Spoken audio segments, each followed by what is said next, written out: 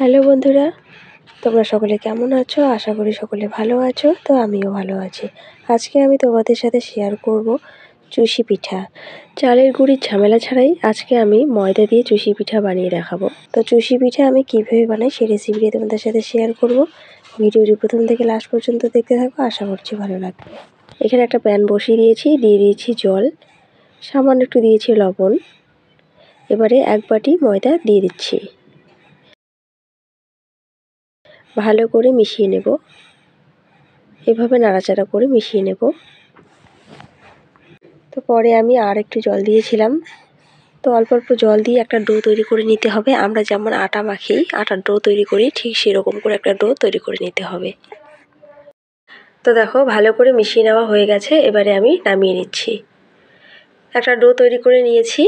আর একটা কথা বলা হয়নি, এখানে কিন্তু আমার শাশুড়ি এই পিঠেটা বানাচ্ছে, আর সাথে আমি হেল্প করছি, আর আমার ননদ হেল্প করছে। তো আমি আর আমার ননদ সবার শেষে মানে লাস্টের দিকে একটু বানিয়েছিলাম, তো সেটাই তোমাদের সাথে শেয়ার করছি। আটার ডো থেকে একটু করে আঠা নিয়ে এভাবে হাতের সাহায্যে এরকম করে পিঠেগুলি বানিয়ে নিতে হবে।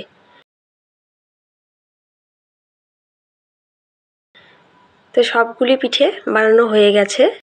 এবারে কড়াই বসিয়ে দিয়ে দিয়েছি দুধ। 1 প্যাকেট দুধ নিয়েছি এখানে। বন্ধুরা, যারা এখনও আমার চ্যানেলটিকে সাবস্ক্রাইব করোনি তারা প্লিজ আমার চ্যানেলটিকে সাবস্ক্রাইব করে আমার পাশে থেকো। আমার ভিডিওগুলি যদি তোমাদের ভালো লাগে তাহলে একটা লাইক, কমেন্ট আর শেয়ার করে দিও। দুধটাকে ভালো করে এভাবে নাড়িয়ে নেব। দিয়ে দিচ্ছি এলাচ গুঁড়ো, এটা ফ্লেভারের জন্য দিয়ে দিচ্ছি। এরপরে দুধটাকে ভালো করে জাল দিয়ে নেব।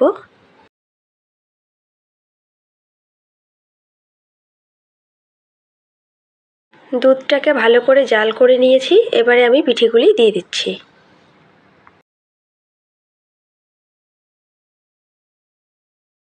সবগুলি পিঠে দেওয়া হয়ে গেছে। এবারে আমি ভালো করে নাড়াচাড়া করে দিচ্ছি।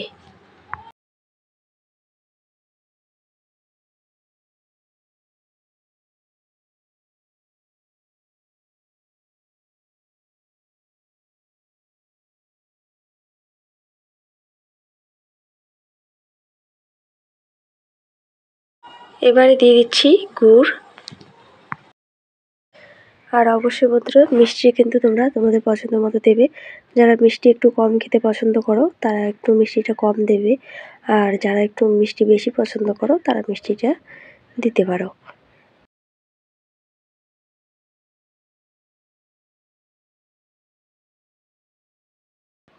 তো দেখো ভালো করে জাল করে নিয়েছি। এবারে আমি নামিয়ে নিচ্ছি। তো রেডি হয়ে গেল চুষি পিঠা। তো তোমরা একদিন বাড়িতে ট্রাই করো, আর অবশ্যই আমাকে কমেন্ট করে জানাবে খেতে কেমন হয়েছে। তো আমার পিঠেটা কিন্তু খুব সুন্দর হয়েছিল খেতে। তো আশা করব তোমরাও এভাবে বাড়িতে বানিয়ে খাবে, খুব ভালো লাগবে।